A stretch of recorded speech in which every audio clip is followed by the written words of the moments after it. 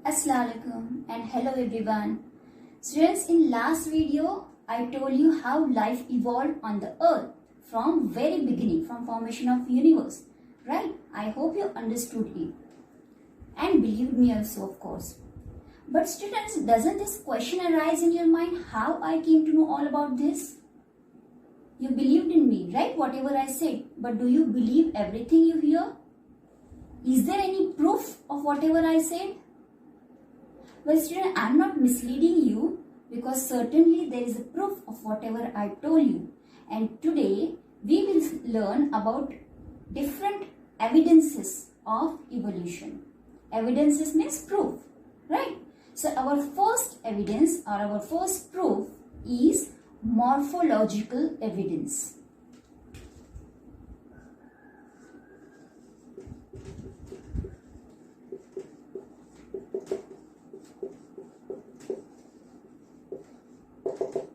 Like this, there are different evidences which prove the evolution of life, right? So our first is morphological evidence. Now morphology means what? It is study of external structure or external features from outside, okay? Students, in your textbook, few images are given there. You observe that images and note down the similarities between the images of animal and plants which are given there.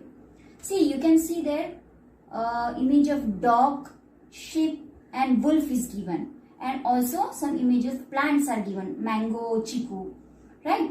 So if you observe them, various similarities like the structure of mouth, then position of their eyes, then the structure of their nostrils and ear pinnae and the hairs on their body, these are seen in animals. Whereas similarities in characters like leaf shape or leaf venation or leaf petiole, etc. are seen in the plants. If you observe those images properly, you will come to know, right? So what does this indicate?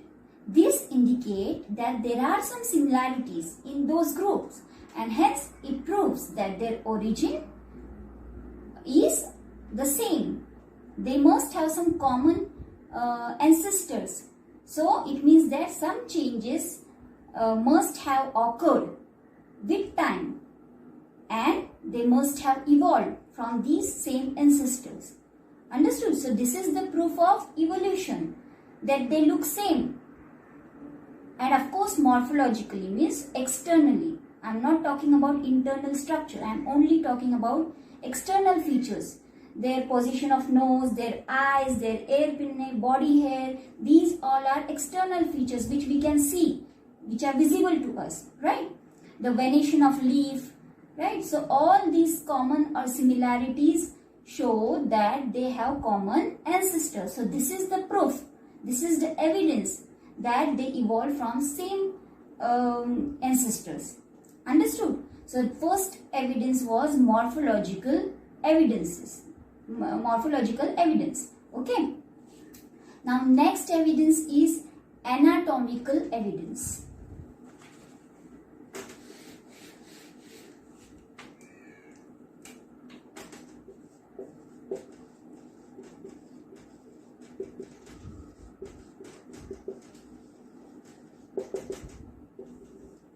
So anatomy.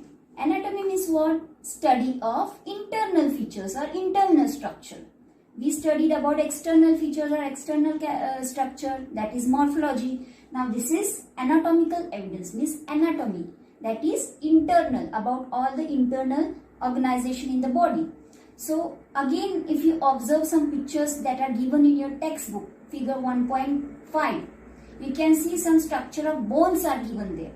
If you carefully observe the pictures, there doesn't seem any superficial similarity between those pictures. The pictures are of human hand, then next one is foreleg of ox, then next is patagium of bat and flipper of whale, right? The wing of whale. So if you observe all these pictures, you can see, you cannot see the similarity between superficial features or external features, right? But and also the use of these organs, like human hand is used for holding things, then the foreleg of ox, it is used for walking, then patagium of bat is used for flying, right? Flipper of whale is used for swimming, right? The similar use of each of these structure is different in respect to animals of which that parts belong, right? However, there is similarity in structure of bones and the joints, the bony joints in these organ of those animals, and this similarity indicates that those animals may have common ancestor. If you see the joints, if you join the structure of the bones, you will come to know that all are similar, right? So these show that there is some common ancestor. They come from some common ancestors, right? So this is also a proof or evidence of evolution. So second one that we saw was anatomical evidence. The evidence, the features which we see similar internally, not externally, are anatomical evidence. Okay. Earlier we saw morphological evidence.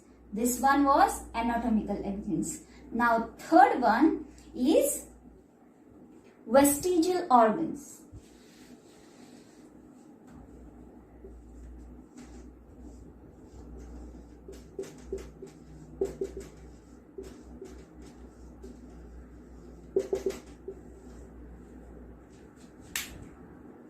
So vestigial organs. So what are vestigial organs? Degenerated or underdeveloped or useless organs of organisms are called as vestigial organs. Understand? Means what? According to the theory of natural selection, means some useless organs are degenerated, or you can say underdeveloped, due to their non-functionality through several years. Non-functional means they are not in working condition, or they are not useful to that organism, okay, for several years, and due to that they degenerate or perish, or they remain underdeveloped. They become useless to that organism. Understand? So these are called as vestigial organs, which are not useful to them, which are not functioning in that organism. Okay, but this organ may be non-functional to that organism, but it may be functional in other organism. That is, it is not vestigial in other organism. Same organ which is non-functional in one organism, under certain conditions, under certain situation, they are functional in other organisms. Okay, so if I give you examples, you will come to know. Appendix. You must have heard this appendix, which is present in your large intestine, right? At the end of large intestine, right? Suppose this is your large intestine, this small comma shape. If you have seen the structure of large intestine, see here it is somewhat like this. This is what? Appendix, right? So this appendix, which is useless to human. Is there any function of appendix in your body? No, you must have heard about this, right? So this is useless in human, but it is useful and fully functional organ in ruminants. Ruminants means what? Cows and buffaloes. Understand? These cows and buffaloes, they use this appendix for digestion of cellulose. One more example I will give you. The muscle of the ear pinna. This is your, ear pinna, the muscles on your ear pinna that are not useful for human beings, right? But it is useful in monkeys and other animals, like rabbits, cows, horses. For what? For movement of ear.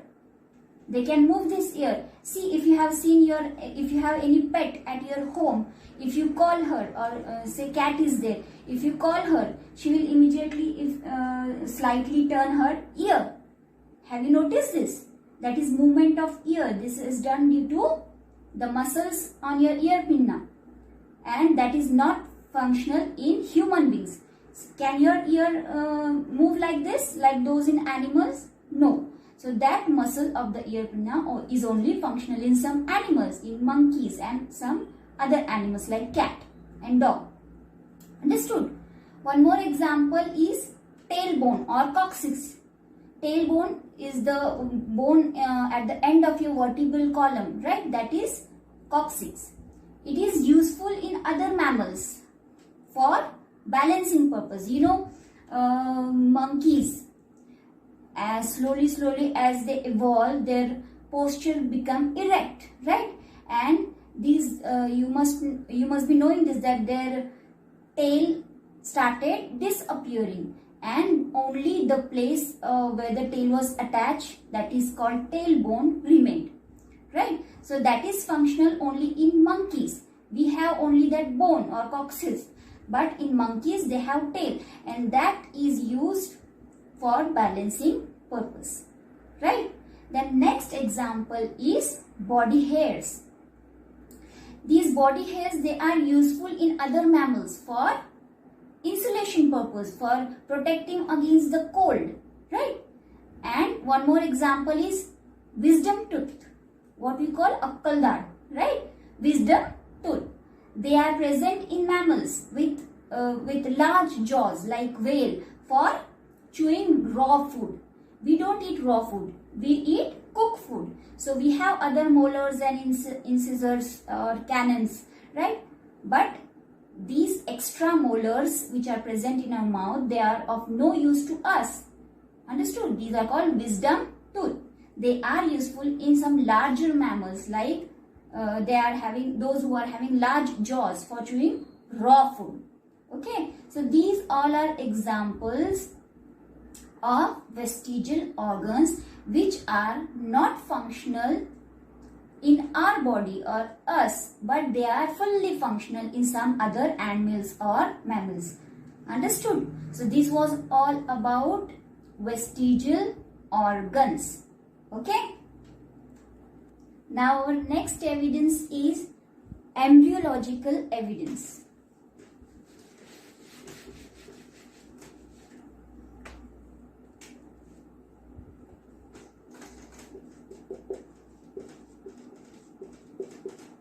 Embryological evidence.